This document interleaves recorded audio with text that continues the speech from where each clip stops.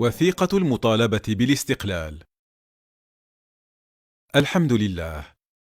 إن حزب الاستقلال الذي يضم أعضاء الحزب الوطني السابق وشخصيات حرة، حيث أن الدولة المغربية تمتعت دائما بحريتها وسيادتها الوطنية، وحافظت على استقلالها طيلة 13 قرنا إلى أن فرض عليها نظام الحماية في ظروف خاصة، وحيث أن الغاية من هذا النظام والمبرر لوجوده هما إدخال الإصلاحات التي يحتاج إليها المغرب في ميادين الإدارة والعدلية والثقافة والاقتصاد والمالية والعسكرية، دون أن يمس ذلك بسيادة الشعب المغربي التاريخية ونفوذ جلالة الملك. وحيث أن سلطات الحماية بدلت هذا النظام بنظام مبني على الحكم المباشر والاستبداد لفائدة الجالية الفرنسية، ومنها جيش من الموظفين لا يتوقف المغرب إلا على جزء يسير منه، وأنها لم تحاول التوفيق بين مصالح مختلف العناصر في البلاد.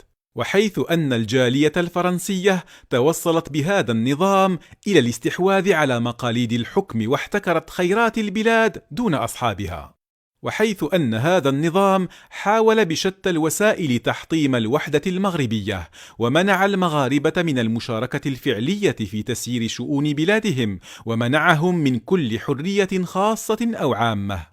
وحيث أن الظروف التي يجتازها العالم اليوم هي غير الظروف التي أسست فيها الحماية، وحيث أن المغرب شارك مشاركة فعالة في الحروب العالمية بجانب الحلفاء، وقام رجاله أخيرا بأعمال أثارت إعجاب الجميع في فرنسا وتونس وصقلية وكورسيكا وإيطاليا، وينتظر منهم مشاركة أوسع في ميادين أخرى، وبالأخص لمساعدة فرنسا على تحريرها. وحيث أن الحلفاء الذين يريقون دماءهم في سبيل الحرية اعترفوا في وثيقة الأطلنطي بحق الشعوب في حكم نفسها بنفسها، وأعلنوا أخيرا في مؤتمر طهران سخطهم على المذهب الذي بمقتضاه يزعم القوي حق الاستيلاء على الضعيف. وحيث أن الحلفاء أظهروا في شتى المناسبات عطفهم على الشعوب الإسلامية، ومنحوا الاستقلال لشعوب منها من هو دون شعبنا في ماضيه وحاضره. وحيث أن الأمة المغربية التي تكون وحدة متناسقة الأجزاء تشعر بما لها من الحقوق وما عليها من واجبات داخل البلاد وخارجها تحت رعاية ملكها المحبوب، وتقدر حق قدرها الحريات الديمقراطية التي يوافق جوهرها مبادئ ديننا الحنيف، والتي كانت الأساس في وضع نظام الحكم بالبلاد الإسلامية الشقيقة. يقرر ما يأتي فيما يرجع للسياسة العامة: أولا، أن يطالب باستقلال المغرب ووحدة ترابه تحت ظل صاحب الجلالة ملك البلاد المفدى سيدنا محمد بن يوسف نصره الله وأيده.